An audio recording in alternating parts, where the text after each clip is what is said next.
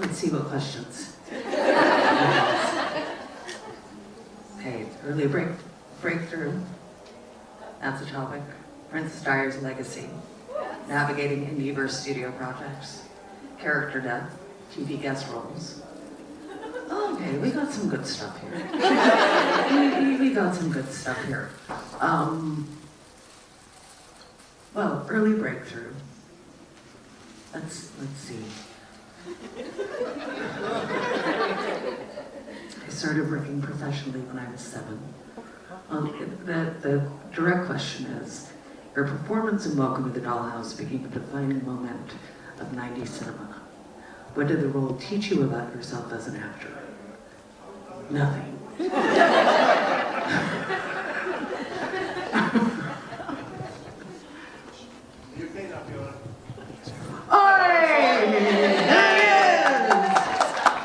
I was at your table trying to find you.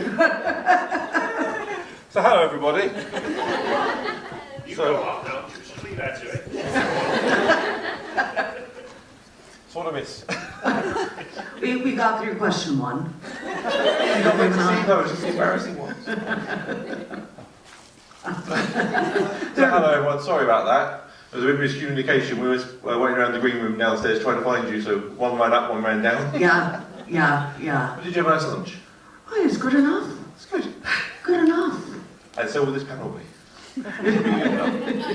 Okay, so... Just leave it. Let's just go. So what did you say so far, sorry? About Welcome to the Dollhouse. Oh yes. And, So, okay, should we move on to the Princess Diaries? we That's what a can. lot of people are here for. Well, we don't know. Did you take a poll? I've got a very I was going fan to. base. I know. I'm worn out, just running downstairs. I haven't run in years. As it shows. Take a breath. Do you want some of this? It's I've got cold. some. Okay, there you Thank go. Good enough. Sponsored by energy drinks. You can tell this one's not being filmed, can't you? Okay, so, yes, so Princess Diaries first then. Do you want to go back to the Dollhouse first? Everyone happy to move on? They don't care. They're just hot. Yeah, they are. Yes, so Princess Diaries, how was that role for you? It was grand. It was lovely. It changed my life in a lot of ways. It was a great film. My family love it. We've watched it quite on a loop. Well, thank you. 1 and 2. We're looking forward to hopefully the third one that's been rumoured for a while. Fingers crossed. Fingers crossed. Yeah, it's been a long while. Oh, and if anyone does want to ask questions, you can put your hand up or there's a microphone on the left. If anyone has any questions to start with. Yeah, sorry, yeah. If you're contractually obliged not to say anything, that's fine, obviously. But is there any rumours that you know of about a third film? So this has been going on for quite some time. You know, it's like, I feel like Princess Diaries 3 is like Marla Hooch and the Batting Box in A League of Their Own. You know, where the investors in Disney are all saying different signals, and it's just, is it going, is it not? Is it going, is it not? So hopefully it will be going, but you know, as with all businesses at this time, it's a topsy-turvy world. So I'm hoping, I know Annie is hoping, you know, we have everybody on board, so fingers crossed. You know, write letters. Where would you see your character being this timeline? I would see her being in the Amazon rainforest, like practically a Luddite. Just has gone completely different, you know, and just it still has that activist spirit, you know. Will listen to podcasts and take it off.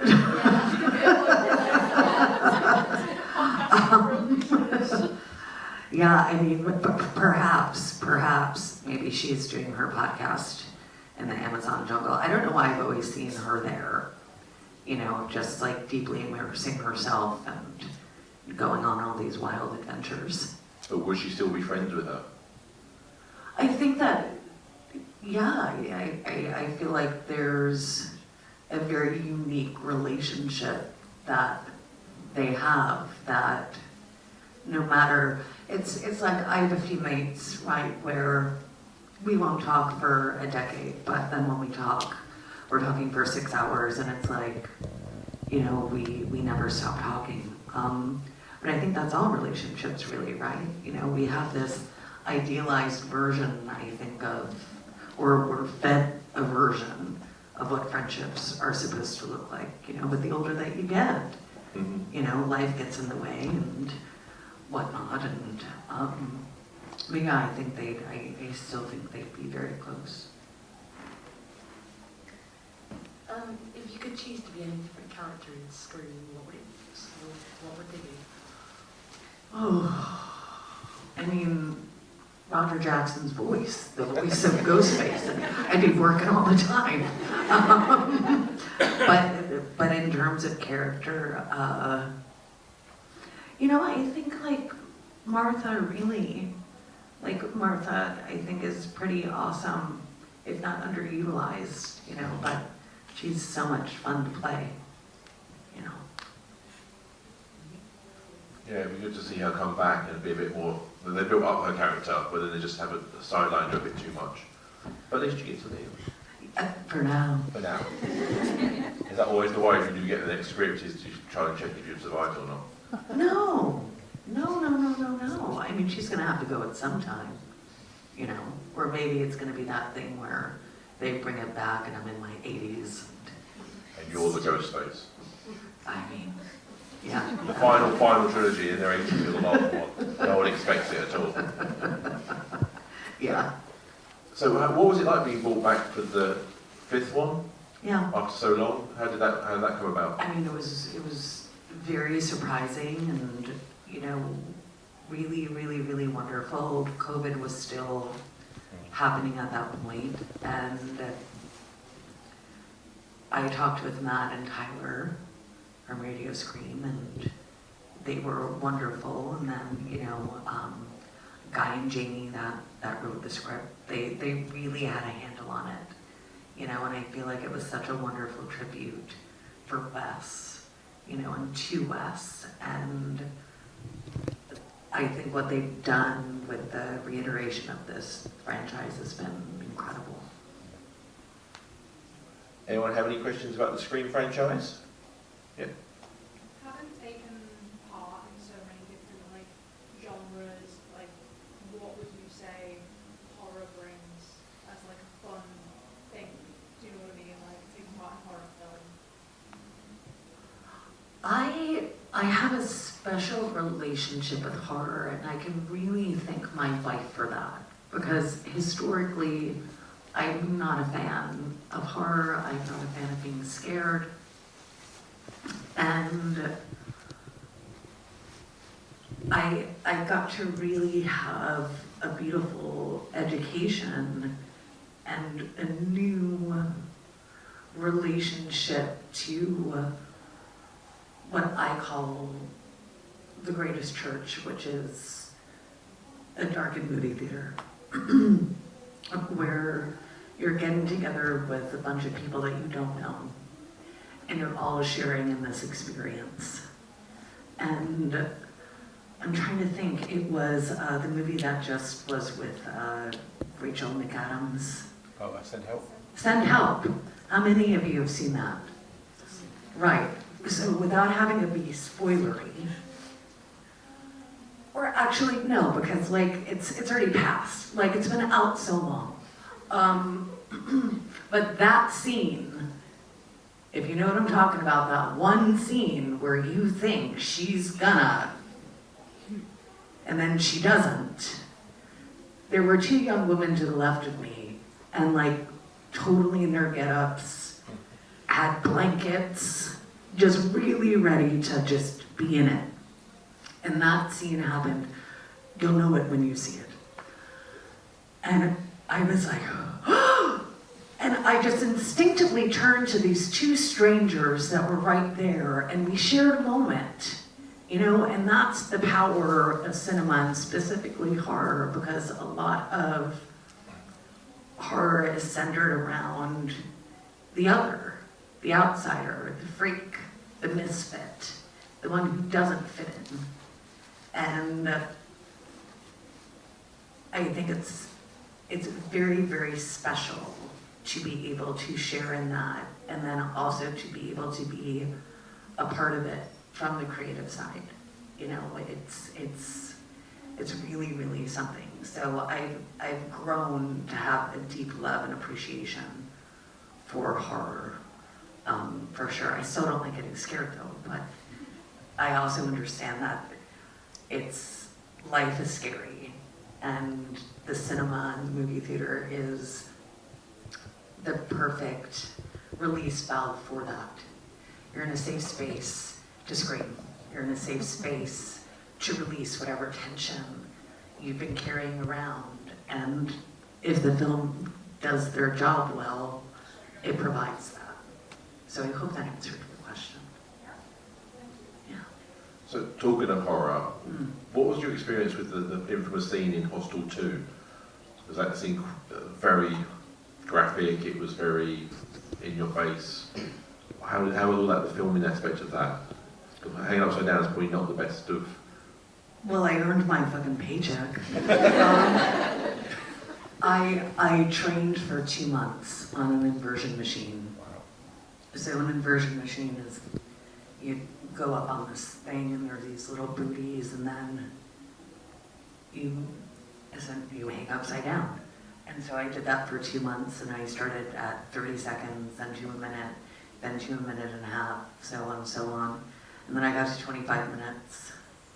So by the time we were shooting that, I was able to, they would have me upside down for 25 minutes at a time, and then I would take a quick smoke break and then get right back to it. And we shot it, it was the last scene I shot. We shot it over 2 days, 14-hour days each day. Yeah. How did it feel after when you saw the scene? Did you put in that much work in it? It's very open as well, and you're quite vulnerable in the state you're in. I mean, it's shocking. I feel that every actor desires to have an experience where they, in some way or another, leave their body, metaphorically speaking. And I definitely had that, you know, because also in Prague, there's no safety regulations. So I'm really hanging upside down 12, 15 feet in the air, and there's no soft pad. There's nothing like that. And at one point, the strap on my foot started to slip. And because I had those things behind my back, plus this, I couldn't really tell them that. And I was terrified that I was going to actually, like, I'll crack my head open and die. And so I think at that point, I just was like, okay, this is gonna be what this is gonna be. But it turned out good enough, I guess. It looked amazing. It was, and the news for all the posters and all the publicity and things, but yeah, it does, looking at it, also you feel the fear coming through it. Yes, amazing work. Thank you, thank you.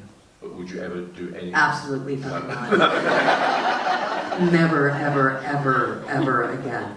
But do you Never. feel the sense of accomplishments for achieving the growing the 25 minutes, things like that? Do you feel? Yeah, I mean, because part of what I love about being an actor is getting to push myself to spaces, whether it be mentally, emotionally, spiritually, physically, that I didn't think that I was capable of. And the work that went into it and the accomplishment after, you know, because I never think about the end result because then you're just, or at least I feel I'm setting myself up for failure and disappointment, you know, which might be a bit pessimistic of me to just, yeah, but regardless, this isn't a therapy session. You know, and at least now, if I have the grace and fortitude to make it to 70 or 80, I can look back and be like, wow, yeah, you look good. You look good. There you go. Yeah, hi. But it was just about your experience working on The Devil's Advocate with Pacino, going full Pacino, Reeves, and was it Charlize? Yeah. I mean, it was wonderful. I remember it was very, very cold, and the casting director of that movie, Mary Calhoun, who's notorious for just being very specific about who she desired to bring in. And I remember auditioning, and they wanted a Southern accent, and I gave a Southern accent, and then I think I met with Taylor, the director, and then we shot it, I think it was like January or February in New Jersey, and the scene is supposed to take place in northern Florida at the height of summer. So I just remember being freezing, and it was the first time that I had done like a studio film, because all of the other films I had done up until that point had been independent films. And I was fascinated that he was using 3 cameras at the same time. I just thought it was just absolutely, absolutely fascinating, just such a different beast. But yeah, it was a wonderful, wonderful experience. Yeah. Hi. Hi. Sorry to take it away from the horror fans. I'm a massive sort of Princess Diaries fan, and the character of Lily, the way her personality through those movies, just being true to herself and honest and not being afraid to say what she feels. That's something I like to try and. What do you think you've sort of taken from playing her? Because I've sort of obviously you've that role when you sort of played her, and what was like one of the big moments, and I think sort of. I mean, I feel like looking back, she definitely said some cringy things, and I mean, your dad's been dead 3 months. You're not over it yet, like.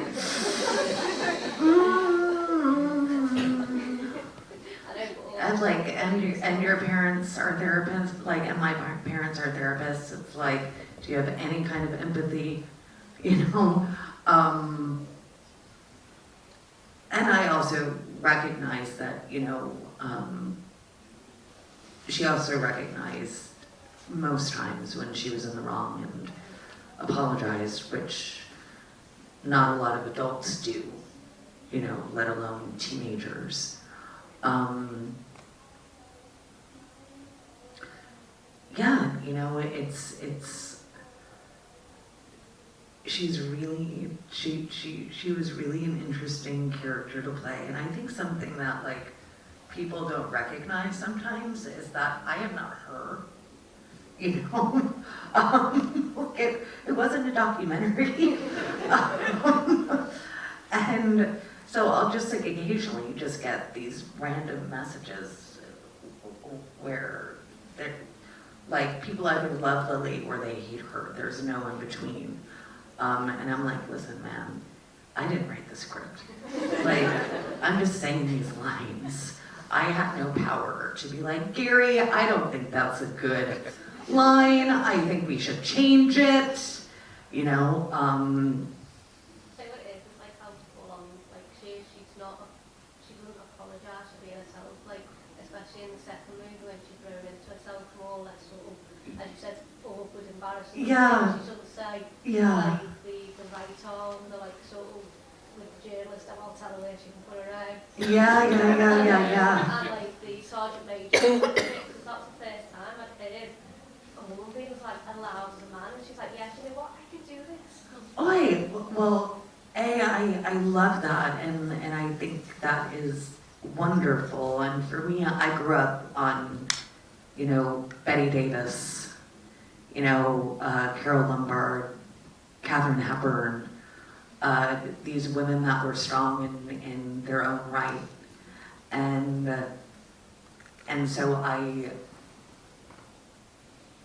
so that wasn't like a foreign space for me, you know. And I think that I've always, or most times, have had a fierce sensitivity to injustice. And what's the point of having a voice if you're not going to utilize it? And what I do hope, though, is that if we do the third, that her voice has become even more refined, you know, because there's a reason that we have 2 ears and 1 mouth, and should use them accordingly. And finally, before we wrap up, can you just tell us a little about your time on Wednesday? It was grand. It was grand. It was grand. It was grand. I got to spend almost 7 months in Ireland, and got to be away from the shithole that is the United States. You know, and I got to work with Tandaway. It was just absolutely incredible, and got to work with Tim Burton, and got to reunite with Jenna, who I haven't seen since Scream 5, you know, and it was the first time in a long time that I worked with actors, directors, you know, who really cared about the characters within the scene. And because we were shooting, I think, the first 4 episodes all at the same time. You know, so one day you'd be shooting episode 4, and then the next day you'd be shooting episode 2.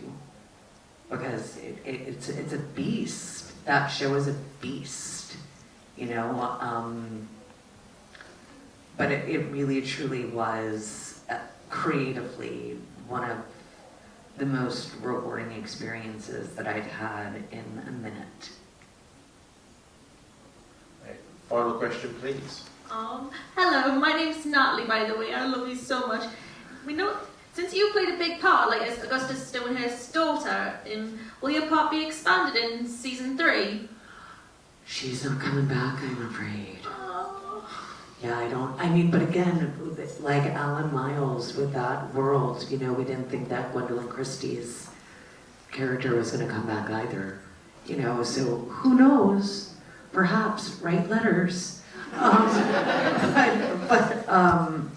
No, sadly, Judy is in the trunk. You know, but then I'm now also curious as to what's going to happen with the crow. Yeah, that's a plot point I'd be interested in seeing. Thank you very, very much.